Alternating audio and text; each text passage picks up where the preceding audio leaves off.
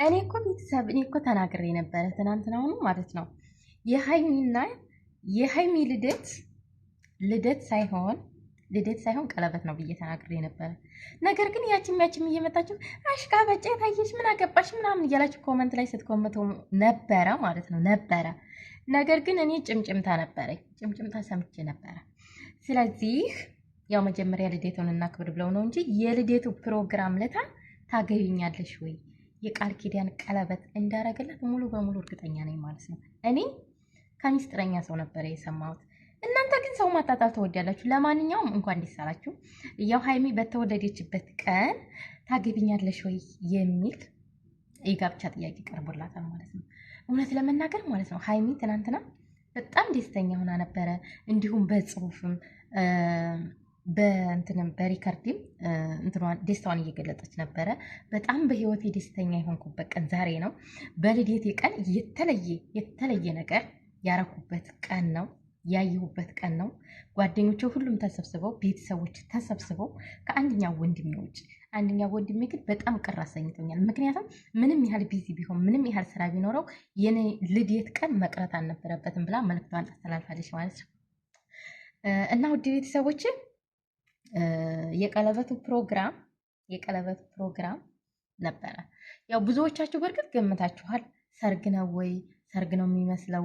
የቀለበት ፕሮግራም ነው ወይ? ልደት አይመስልም ምናምን። እንዴት ለመጀመሪያ ጊዜ አየር ቦታ እንዴት ልደት ሲከበር ምናምን እያላችሁ አየር መንገድ እያላችሁ ኮመንት ላይ እያስቀመጣችሁ ነበረ። ግምታችሁ እውነት ነው። እኔ ትናንትናውንም ተናግሬያለሁ። ስለዚህ ሀይሚ ያው ብሩኬ ታገቢኛለሽ የሚል ጥያቄ ጠይቋታል ማለት ነው። ያው ከአሁን ቀደም ፍቅረኛሞች እንደሆኑ እናውቃለን። አንድ ላይ እንኖር እያሉ ራሱ እያሰቡ ነበረ።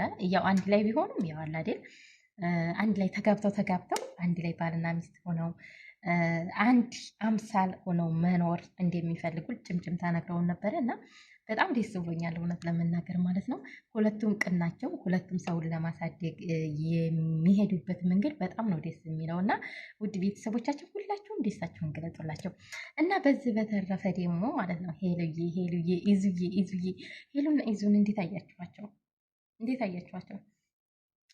ብዙ ጊዜ እንግዲህ ኮመንትም ስንሰጥ አድናቆትም ስንሰጥ ምናምን ክልፍ ታደርጉናላችሁ። እስኪ አትከልፉን፣ እንናገርበት እንዴ! እስኪ እንናገር፣ እናውራበት እና ይሄውላችሁ አሁን እንግዲህ ሄሉዬ ኢዙ ተፍተፍ እያለ ነው ማለት ነው። ሊበላት ነው መሰለኝ እናንተ ይበላት። እውነት ለመናገር በጣም ነው ደስ ያለኝ ለኢዙ ራሱ ዩቲዩብ ቻናል ስለተከፈተለት። ያው ታውቃላችሁ ሄሎ ብዙ ጊዜ የሰዎችን ማደግ ትፈልጋለች፣ ሰዎችን አብራ ራሷ ጋር ትፈልጋለች እና ያው ኢዙን ደግሞ ዩቲዩብ ቻናል ከፍታ ሰፕራይዝ አድርገው ነበረ ትናንትና ማለት ነው። እና ዛሬ ደግሞ ፍቅረኛ አለሁ ብላ ጠየቀች። ወይ እንዲያው ሄልዬ እንዲው ጨዋል ነበርሽ እንዲ ረታይ እሱ ደግሞ ምን ቢላት ጥሩ ነው? ኢዙዬ በይኝ፣ ኢዙ እንዲያትኝ፣ ኢዙዬ ኢዙ ምናምን በይኝ አላለም። እውነት ለመናገር በጣም ደስ ይላል።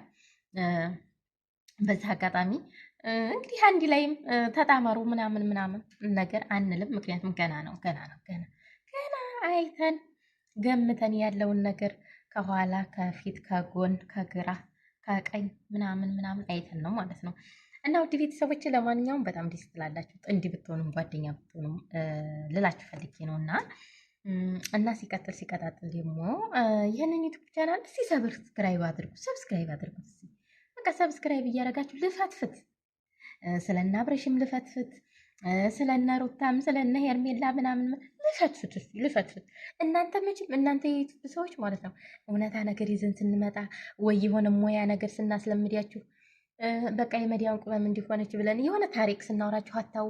ግን ፍትፈታ ሲሆን ከላይ ተጋባች፣ ከላይ ተፋታች፣ ከላይ እንዲህ ላይ ስንላችሁ ግን ወይኔ ላይኩ ብዛቱ፣ እይታው ብዛቱ። እኛ እኮ የምንፈልገው ታዲያ እይታና ላይክ ነው።